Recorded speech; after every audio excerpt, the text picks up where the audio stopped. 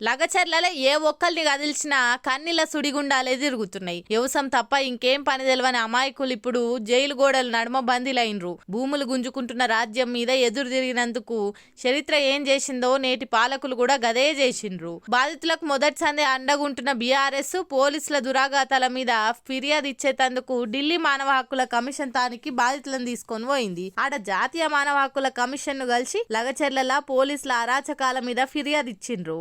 వెంబడి బీఆర్ఎస్ గిరిజన లీడర్లు మాలోత్ కవితక్క, సత్యవతి రాథోడ్ మేడం కూడా ఉన్నారు. తెలంగాణ ప్రజాప్రభుత్వం అస్సలు స్వరూపం బయట పెడతందుకు నేను కూడా లగచర్ల బాధితులతోటి ఢిల్లీకి పోతున్నా అని కేటీఆర్ సార్ కూడా వెంబడి పోయిండు. ఇక ఢిల్లీలో ప్రెస్ మీట్ పెట్టి తెలంగాణలో కాంగ్రెస్ సర్కారు ప్రజాపాలన పేరుతోటి నియంత పాలన చేస్తుంది, ఎదురు తిరిగిన పబ్లిక్ మీద కేసులు లేదంటే ఇండ్ల మీదకు బుల్డోజర్లు పంపి ప్రజాస్వామ్య స్ఫూర్తికి వ్యతిరేకంగా పనిచేస్తుందని ఎత్తి 7 దోషుల దుమ్మెత్తి పోసిండు.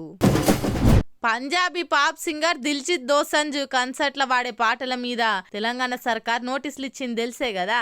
అయితే సర్కార్ అట్లా సింగర్ కు నోటీసులు ఇచ్చే వరకు చాలా మంది సర్కార్ మీద గరం అవుతుండ్రు. పాప్ సింగర్ కు పాటలు వాడొద్దని నోటీసులు ఇచ్చుడేందని సెటైర్లు ఇస్తుండ్రు. అటు సింగర్ దిల్జిత్ కూడా నోటీసులు ఇచ్చినందుకు కన్సర్ట్ల సర్కార్ మీద పంచులేసిండు. అయితే దీని మీద భిన్నాభిప్రాయాలు వినబడుతున్నాయి. తెలంగాణ సర్కారు డ్రగ్స్ మీద ఇప్పటికే ఉక్కుపాదం మోపుతుంది. ఇట్లా డ్రగ్స్ మీద సర్కార్ కఠినంగా నడుచుకుంటున్న టైంలో Punjab pop singer Diljit Dosanjh concert పెట్టుకుంటూ హైదరాబాద్ లా. పంజాబ్ అంటేనే తెలుసు కదా డ్రగ్స్ క్యాపిటల్ లెక్క.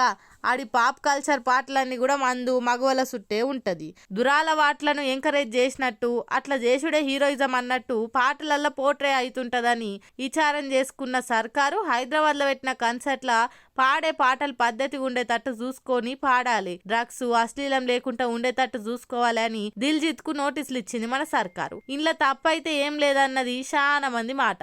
అసలే ఈ నడుమ కొంతమంది సినిమా డైరెక్టర్లు ఇన్స్టా ఇన్ఫ్లుయెన్స్ సుక్కలైతే నెరీ అధ్వానం పాడైనరు. తెలంగాణ అంటేనే లోపుక దాగుడు పీక్క తినుడు, తెల్లవార్లు అదే పని ఉంటది అన్నట్టు డైలాగులు చెప్పి తెలంగాణ వాళ్ళంతా తాగుబోతులు అన్నట్టు చెప్తుండ్రు సినిమాలల్లా రీల్స్లల్లా. తెలంగాణలనే కాదు దునియా మీద ఏడైనా ఇంటికి వచ్చిన సుట్టపొలకు మర్యాద చేస్తారు.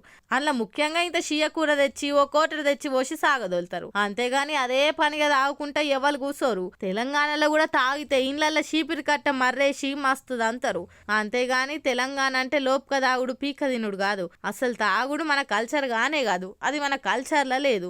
అదంతా తప్పుడు ప్రచారం చేస్తుండ్రు కొంతమంది పనికిమాలినోళ్ళు. కాబట్టి ఇప్పుడు దిల్జిత్ ముచ్చట్ల కూడా మన సర్కార్ ఆ దృష్టితోనే యువతను తప్పుతోవల నడిపించే సాహిత్యం ఉన్న పాటలు వాడొద్దన్నట్టు నోటీసులు ఇచ్చింది. కాబట్టి దీంట్లో తప్పులేంచే అక్కర్లేదని బాగా మంది అంటుర్రు. కాకుంటే దిల్జిత్ సింగ్ అభిమానులు మాత్రం నోటీసులను తప్పు పడుతుండ్రు.